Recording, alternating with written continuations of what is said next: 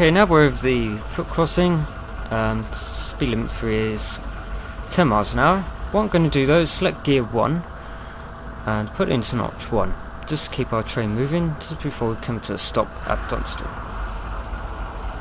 Shut the throttle off and put the gear into gear 4 again for coasting. What you need to do is just putting the brakes on is put your fingers just hovering over Shift and E, and just before you come to a stop you can put the gears into neutral like so. Like I say, you only need to do that just before you come to a stop, just around 3 to 2 miles an hour. Now we come to the stop, we can put the reverser into neutral. Okay, now we're ready to go again, so I'm going to put the reverser into forward and then release the brakes, and at the same time select gear 1. Once again, just wait for the train to move on its own momentum, wait a couple of seconds and select notch 1, and then we can slowly work our way through the notches. Again, we're not going to need too much power, as we've got another 5 miles an hour limit over another crossing.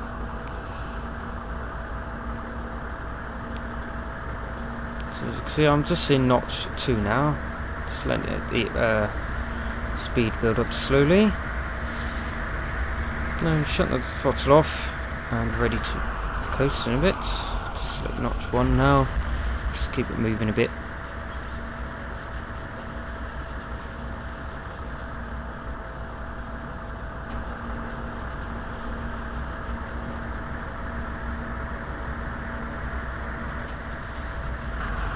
Okay, throttle off, and now we can select gear 4. Just going to apply just a tad of brakes.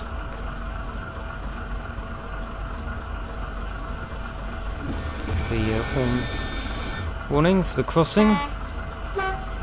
This is a road crossing without any barriers, so the idea of the 5 miles an hour limit is just to make sure that the road is clear, so if there's any cars coming across at some speed, even though you're in front of them, you would have time to come to a stop, thus reducing accidents. Right, now I'm going to select gear 2, now we're on the crossing, as we're just on the tip of 10 miles an hour, so we can proceed into notch 1 and then notch 2, and slowly work my way to full throttle.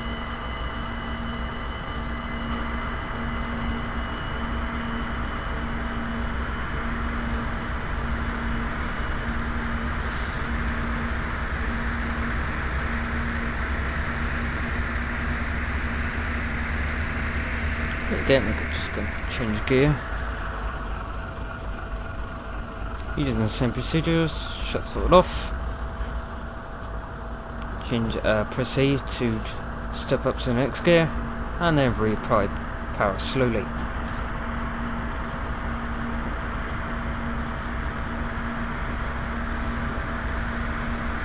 Another note on power and gearing is if you're climbing steep hills of any form, depending on weather conditions, obviously it can affect your hill climbing.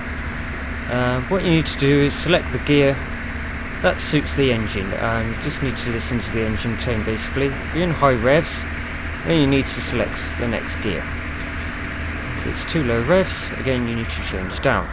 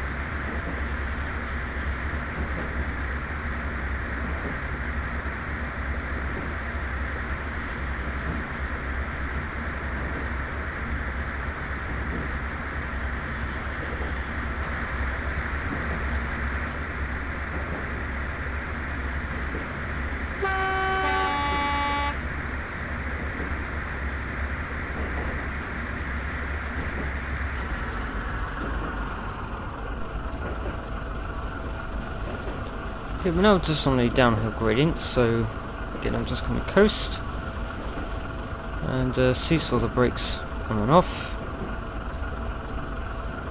just ensuring that we don't exceed 25 miles an hour.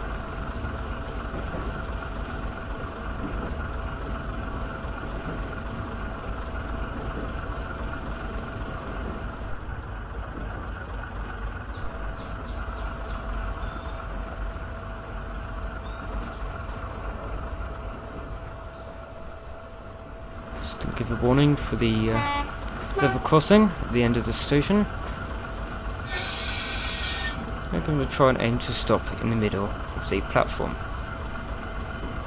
It's also worth noting about moving away. Should you roll back, the best thing to do is to immediately apply the brakes. Do not try and move forward with the throttle.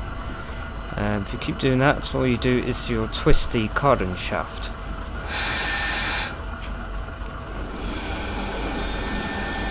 I'm just going to fiddle with the brakes to make a nice comfortable stop, hopefully, and then of course put the gears into neutral just before we come to a stand. And that is that. That's the basics to driving a first generation DMU in Microsoft Train Simulator. If you have any comments, suggestions, or anything I've missed or accidentally got wrong somewhere in the information, feel free to use the comment box below. Just on the screen now is the website, which is the railcar.co.uk website, which provides useful hints and tips for driving a DMU. Feel free to look at this site. Provides a good amount of information of the do's and don'ts to driving, so you know what you should and shouldn't do and what would break if you did this, etc. And there's also some other information on there, such as the engine types used in the units and other technical information such as how the gear train works, etc. Hope you enjoyed this video and it was any use to you, hopefully. So you can now go on Microsoft Train Simulator and put this practice for yourself. Thanks for watching, take care.